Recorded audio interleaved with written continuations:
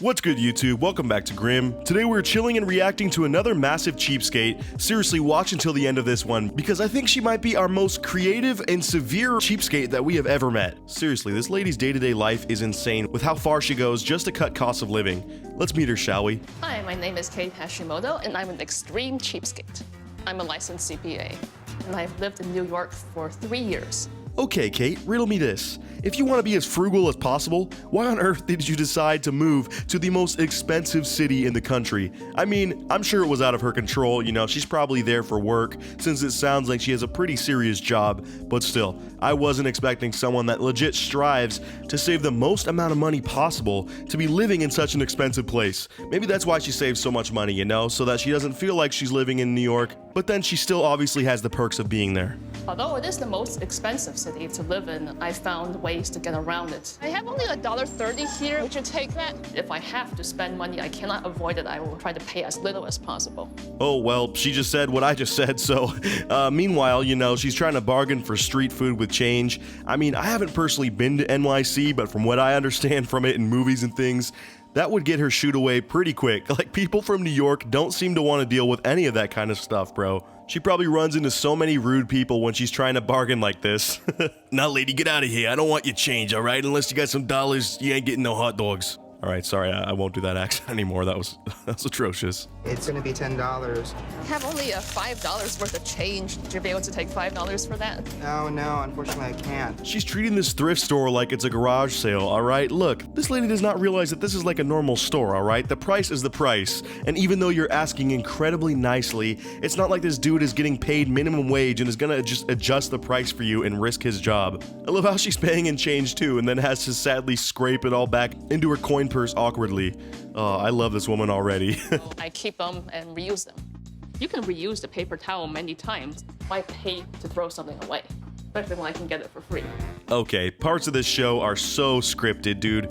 This other girl is looking at her like she just committed a felony. Like, look, alright, she put a paper towel in her purse, big deal. If this was real, you wouldn't have even noticed that, nor is anyone ever that afraid of seeing someone keep a piece of paper for later.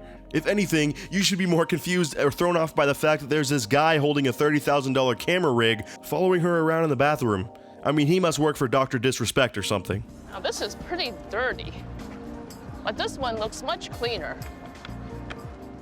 Well, I don't have high-end, like upscale furniture, but I would say I probably saved at least a couple $1,000s on furniture. Alright, so here's where I personally wouldn't do this because I would rather just spend a bit and go to IKEA, but I can understand why she would do this, you know, especially because I bet in New York City you could find some pretty nice looking furniture that people just had to throw away because, you know, they're moving out of the city or something or couldn't hire movers. Plus, furniture is crazy expensive if you actually get quality stuff, so good on her for furnishing her whole house with this found furniture, you know, that's pretty crazy. This is my makeshift couch. I found this in the trash outside the school dorm at the end of the school year. It's also my guest bed when people visit. Okay, you know how I was just nice to her and congratulated her for being smart and getting furniture out of the trash? Yeah, I take that back. This is not okay. She has a prison cell bed as her makeshift couch, and that's also her guest bed. Like, imagine catching up with this lady, you know, and you were maybe friends in high school or something, and you contact her, and you're coming to NYC and needed a place to sleep, and you're met with that bed. I mean, obviously, I'd be happy that she's hooking it up with a place to sleep, but talk about a trash bed. Literally, it is from the trash, but also it looks like the smallest, most uncomfortable thing of all time. And here's my small kitchen. My place came with a dishwasher. The dishwasher is a waste of water and energy. So now it's just storage space. So side note, not even really related to this lady, 200 IQ on using your dishwasher as storage, by the way. I mean, if you're gonna not use it for the real reason it's there, that's another good use. But anyways, I've always thought this, guys. Living in New York City looks so insanely miserable, man. Like, I get mad at how high my own rent is where I live, but seriously, she's probably paying almost double that in New York and gets to live the experience of Harry Potter before he left for Hogwarts. Seriously, people are out here dropping $2,500 a month just to live in a closet under some stairs. Like, how is that fun at all? I get it's the most happening city ever, but if it's anything like Seattle, it's probably filled with trash and smells like it too. I just don't understand the hype, but maybe it's not my thing. I really don't spend money on clothes. I haven't bought any clothes in probably 8 years.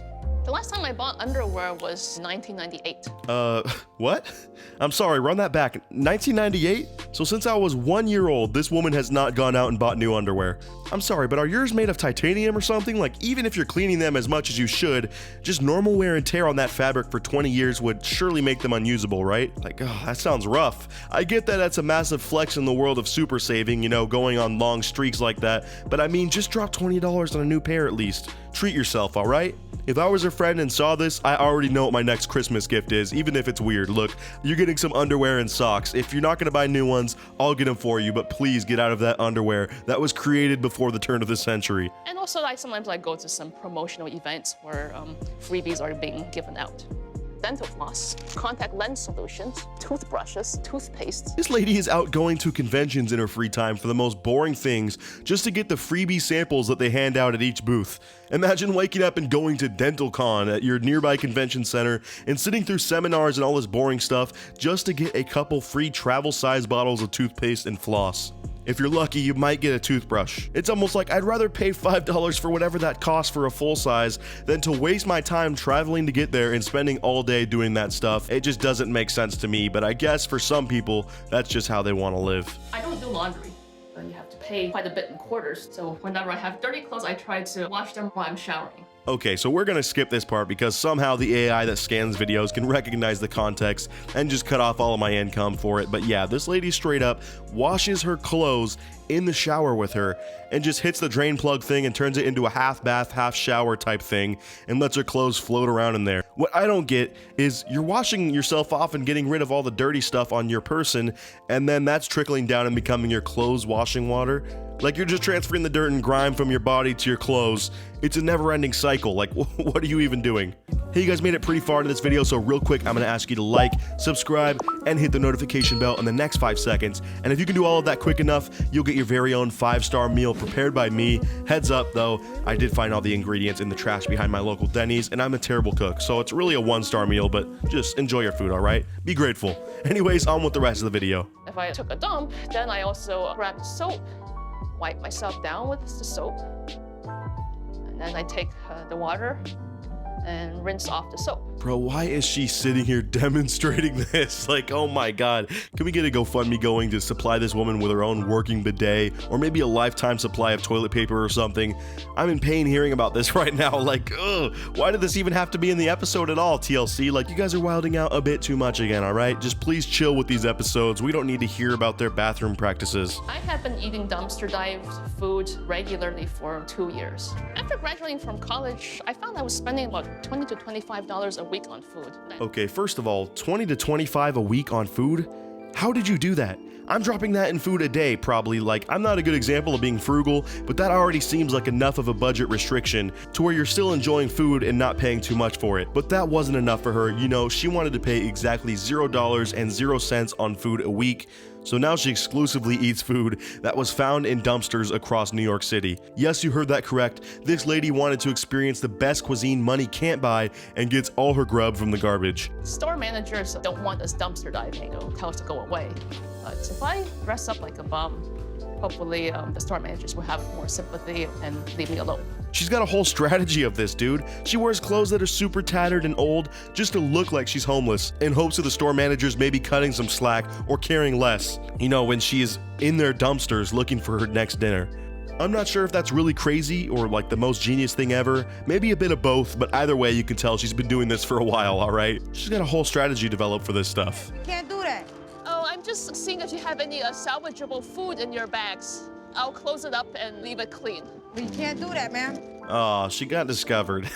At least she's legit the nicest person ever to these people, though. I love it. Like, she's still so respectful, even though she was caught going through the store's trash and getting kicked out like she's some human raccoon or something. And you might wonder what she's doing to get all this nice food out of the trash. Well, she's actually planning on having a dinner date with her friend from college and his wife. So sadly, their meeting and dinner date goes kind of awry because this dude's wife is super judgmental, and the two of them are kind of rude to her, to be honest. Apparently, this guy knew what the deal was with this woman and wanted wanted to see her and catch up and see how she lives because he was kind of interested in her lifestyle. But instead, it's just like 10 minutes of them trashing this lady's living situation and even her clothes. Like, chill out, y'all, all right? She's saving money and is probably a millionaire. Yes, it's super weird and really gross how she lives, and I wouldn't personally do it, but it makes her happy and feel fulfilled, so that's what matters, I guess. Plus, she will probably be able to retire way younger than the rest of us normies that actually use toilet paper and eat food that isn't expired, so joke's on us. Anyways, that's all for today's video. Let me know what you thought down in the comments below, and as always, I'll see you guys in the next video. Until then, peace out.